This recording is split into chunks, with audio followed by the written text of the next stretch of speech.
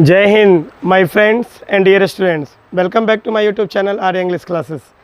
Guys, definite article का आज use मैं आप लोगों को बताऊंगा। इससे पहले जितने प्रीवियस वीडियोज हैं, 4 प्रीवियस वीडियोज में मैंने आपको indefinite articles part 1, part 2, part 3 और पार्ट 4 में मैंने आपको इंडिफिनिट आर्टिकल के एक एक यूज़ को समझाने का कार्य किया है। और आज डिफिनिट आर्टिकल का यूज़ मैं आपको बताने जा रहा हूँ। सबसे पहले ये समझना पड़ेगा कि आर्टिकल्स यूज होता किसके लिए है।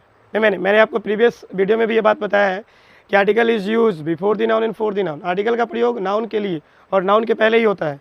अब सवाल है कि आर्टिकल दो तरह के होते हैं, एक होता है डिफिनिट और दूसरा होता है इंडिफिनिट। नहीं, तो इंडिफिनिट आर्टिकल का प्रयोग वैसे नाउन के पहले किया जाता है जिसकी आइडेंटिटी क्या हो, अनस्पेसिफिक हो, अनिश्चित हो। मतलब जिसे बोलने वाला या सुनने वाला में से कोई नहीं जानता हो, या बोलने वाला तो जान रहा है लेकिन सुनने वाला नहीं जान रहा है, तो उस केस में उस नाउन की पहचान अनस्पेसिफिक हो जाती है और तब उसके पहले इंडिफिनिट आर्टिकल का प्रयोग किया जाता है। आर्टिकल का प्रयोग कभी भी अनकाउंटेबल नाउन के पहले नहीं होता है। किसके पहले होता है? काउंटेबल नाउन के पहले। आपको देखना है तो डिटेल वीडियो आप इंडिफिनिट आर्टिकल के यूज में जाके प्लेलिस्ट भी बना हुआ है, आप वहाँ पे देख सकते हैं। तो इंडिफिनिट आर्टिकल लगेगा केवल और केवल वैसे सिंगुलर काउंटेबल नाउन के पहले जिसकी पहचान अनस्पेसिफिक हो। और आज हम लोग पढ़ रहे हैं किसके बारे में? डिफिनिट आर्टिकल द के बारे में। तो द जो है ना, इस बात से बिल्कुल फ्री है इसका यूज़ कि मैं अनकाउंटेबल के पहले आऊँगा, कि काउंटेबल के पहले आऊँगा, कि सिंगुलर के पहले आऊँगा, कि प्लूरल के पहले आऊँगा। इससे डिफिनिट आर्टिकल द को कोई मतलब नहीं है। द का कहना है कि मैं किसी भी नाउन से पहले आ जाऊँगा, बस उसकी पहचान, शर्त एक है कि उसकी पहचान कैसी होनी चाहिए? स्पेसिफिक होनी चाहिए, खास होनी चाहिए। ठीक है, तो चाहे वो काउंटेबल नाउन हो, अनकाउंटेबल नाउन हो, सिंगुलर हो, प्लूरल हो, यदि उसकी पहचान खास होने का मतलब कि बोलने वाला और सुनने वाला दोनों यदि उस नाउन के बारे में क्या कर रहा है, जान रहा है, देन उस नाउन की आइडेंटिटी क्या होगी? स्पेसिफिक होगी। और तब उसके पहले आपको क्या कर लेना है? डिफिनिट आर्टिकल द का प्रयोग कर लेना है। जैसे मैंने यहाँ पे लिख रखा है कि the definite article the is used to refer specific nouns.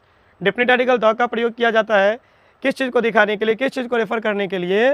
तो स्पेसिफिक नाउन्स को, दैट आर नॉन, जिसे जाना जाता है ना, किसके द्वारा? तो दोनों, both the speaker and the listener. अर्थात जिस नाउन के बारे में बोलने वाला और सुनने वाला दोनों उस नाउन से क्या हो, परिचित हो, देन उसके पहले किसका प्रयोग कीजिएगा? द का प्रयोग कीजिएगा। अब कुछ ऐसे केसेस होते हैं जिससे हम किसी भी नाउन को, उसकी आइडेंटिटी को, है ना, डिफिनिट में बदल सकते हैं, मतलब उसको स्पेसिफिक बना सकते हैं। जैसे कुछ ऐसे फ्रेज होते हैं, या सुपरलेटिव डिग्री होता है, या वर्ड द लगा के भी हम, वनली लगा के भी हम किसी नाउन को स्पेसिफिक बना सकते हैं। ऑर्डिनल एडजेक्टिव का प्रयोग करके हम क्या बना सकते हैं? नाउन को स्पेसिफिक बना सकते हैं। तो ये कुछ ऐसे मतलब आप बोल लो कि एलिमेंट्स है जिसका प्रयोग करके हम किसी भी नाउन को स्पेसिफिक बना सकते हैं। और जैसे ही वो नाउन की आइडेंटिटी स्पेसिफिक हो गई, फिर उसके पहले आप क्या लगा लो? द का प्रयोग करूँगा। जैसे मैंने कहा, किसी को मैंने कहा कि गिव मी अ पेन, नहीं मुझे एक कलम दो, तो वो मुझे कोई भी कलम दे देगा, क्योंकि सुनने वाला को पता नहीं है कि मुझसे कौन कलम मांग रहे हैं। मैंने सीधे कहा कि गिव मी अ पेन, मुझे क्या दो? एक कलम दो।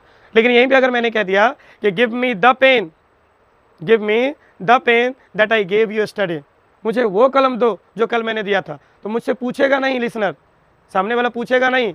क्यों नहीं पूछेगा? क्योंकि यहाँ पे उस पेन की आइडेंटिटी क्या हो गई? स्पेसिफिक हो गई। कौन सी कलम की बात हो रही है? वह कलम जो कल मैंने उसे दिया था, तो वो जाएगा और तुरंत लेके मुझे दे देगा। तो यहाँ पे पेन के पहले द क्यों लगा? क्योंकि उसकी पहचान क्या है? खास है। उसी प्रकार अगर सुपरलेटिव डिग्री से पहले, मतलब कोई नाउन है और नाउन से पहले क्या लगाते हैं हम? सुपरलेटिव डिग्री का प्रयोग कर लें, तो उसके पहले भी किसका प्रयोग होता है? द का। जैसे हमने कहा कि you are the tallest man in my village, नहीं तो मेरे गाँव में सबसे क्या हो? लंबे व्यक्ति हो। तो इस तरीके से कुछ एलिमेंट्स हैं जिसका प्रयोग करके हम किसी नाउन को स्पेसिफिक बनाते हैं। और जैसे ही नाउन की पहचान, नाउन की आइडेंटिटी स्पेसिफिक हुई, देन आप उसके पहले किसका प्रयोग कर लेना? द का प्रयोग कर लेना। चलिए कुछ एग्जांपल से इस चीज़ को समझते हैं।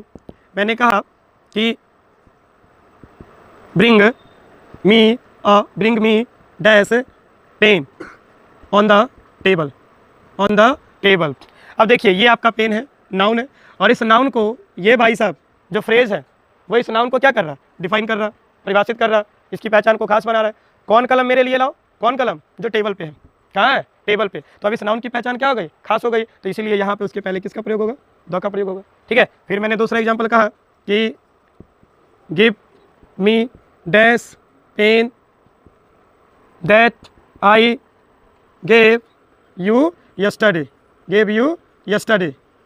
नहीं, कि मुझे वो कलम दो, वो जो कल मैंने तुम्हें दिया था। तो ये बात लिख के, ये जो रिलेटिव प्रोनाउन से जो क्लॉज की शुरुआत हुई, जिसे रिलेटिव क्लॉज कहा गया, इस रिलेटिव क्लॉज ने अपने से पहले आने वाले नाउन जिसको एंटीसीडेंट कहा जाता है उसको इसने डिफाइन कर दिया, अर्थात यहाँ पे पेन की आइडेंटिटी स्पेसिफिक हो गई और इसीलिए आपको यहाँ पे किसका प्रयोग करना है, द का प्रयोग करना है। नहीं, फिर मैंने कहा जैसे कोई जब पार्टिसिपल जो होता है, प्रेजेंट पार्टिसिपल जब वो एडजेक्टिव का कार्य करके किसी नाउन को अगर डिफाइन करता है तो उसके पहले भी द का प्रयोग होता है। मैंने कहा कि द